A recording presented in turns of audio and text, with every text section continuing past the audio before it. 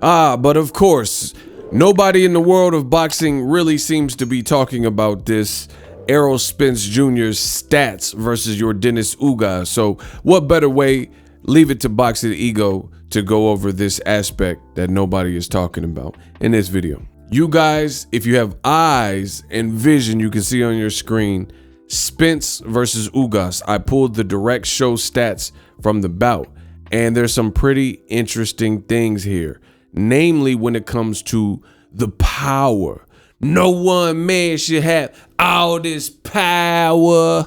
It is nearly impossible to land close to 50% of your power shots and lose the fight unless one of a few things happens. Like in the midst of this, you get caught lacking, you get knocked out, you get disqualified, something like that. But if you're 10 rounds in and so far you've landed almost 50% of your power shots, very hard to lose. And that's exactly what Errol Spence did. 40% of his power shots were landed.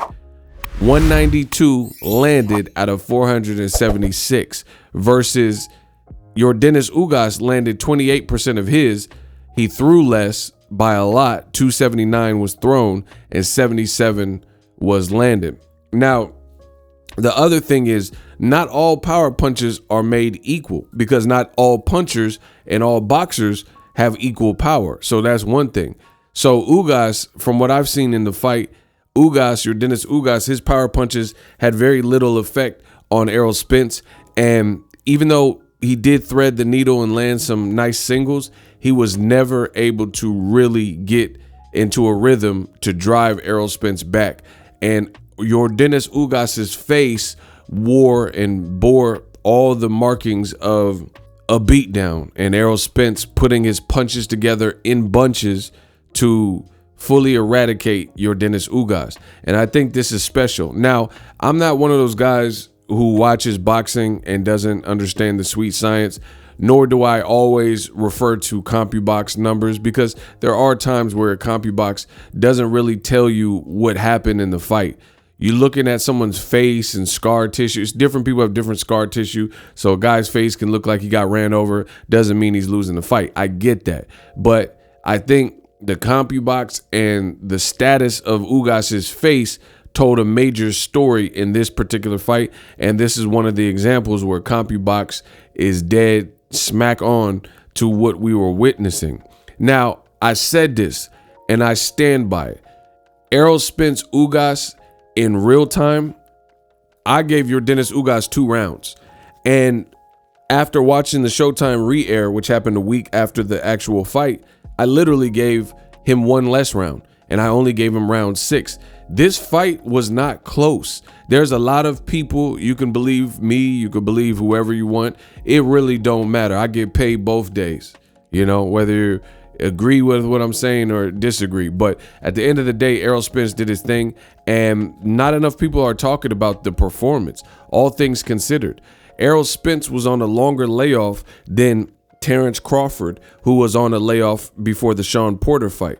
And Errol Spence already beat Shawn Porter, and even though Crawford was able to get a stoppage, he was in there tough with Shawn Porter. We later found out through Kenny Porter and Shawn Porter that Shawn Porter wasn't necessarily training at his best, and maybe the roles of a Triller and PBC commentator and having his own podcast steered him in a different direction, to the point where I really truly don't know if that was the same Shawn Porter that Errol Spence fought. And if I had to take an educated guess, I would say no, because everything coming from the camp from Kenny Porter and Shawn Porter, he even admits, he said, I wasn't training. My dad was mad because I wasn't training like I know how to. So to look at what Errol did to Ugas and beat the man into submission, had his face looking crazy, and land almost half of his power shots, very incredible.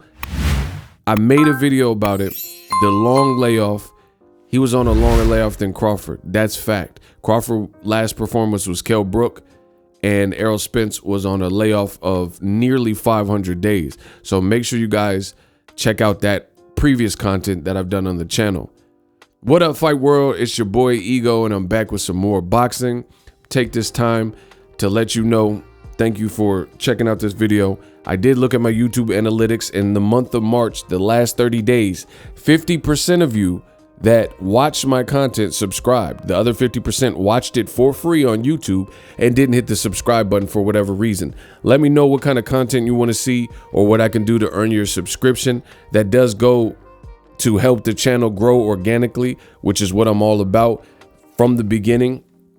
So make sure you guys engage, comment, share, like the video, check out some of the other content, and also hit the subscribe button. Worst case scenario, if you don't like the future content, you can always unsub at no time and it costs you nothing. You could just pay me no mind, like Jay-Z said.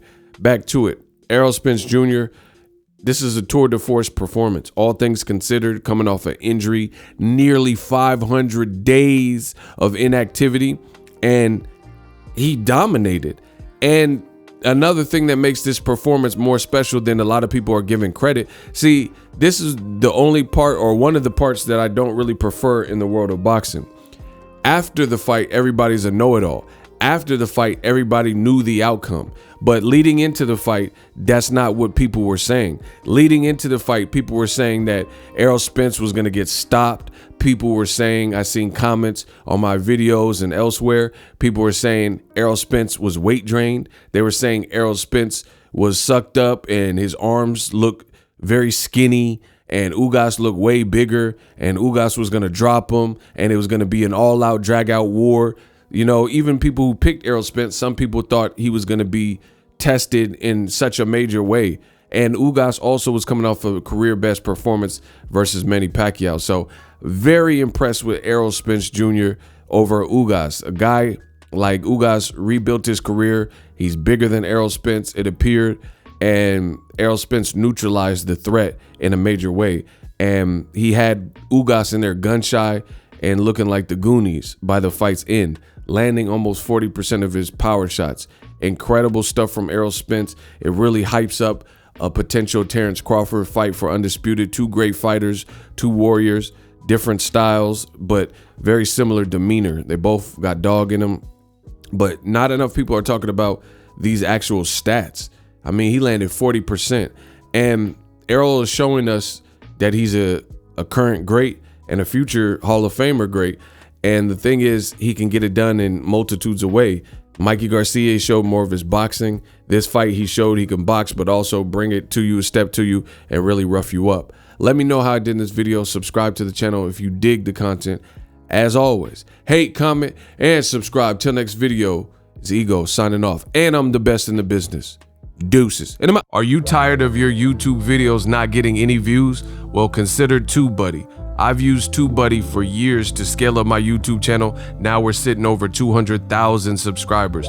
TubeBuddy is a browser extension that offers a ton of built-in productivity and time-saving services to take your channel to the next level. Use my link in the description to get started with TubeBuddy and level up your channel faster. We working. The future is now. The Hibernation 5s by Kenichi Bear. Hybrid gaming and lifestyle headphones. Out of the box, you can connect to any console or PC, Bluetooth ready, with a low latency USB adapter, color RGB, and extreme bass mode. The Hibernation 5s adjust to you. Whether you need a gaming, travel, gym, or lifestyle headphones, the Hibernations got you covered. The new Hibernation 5s, link in the description. Customize the way you hear the world. Welcome to the nation.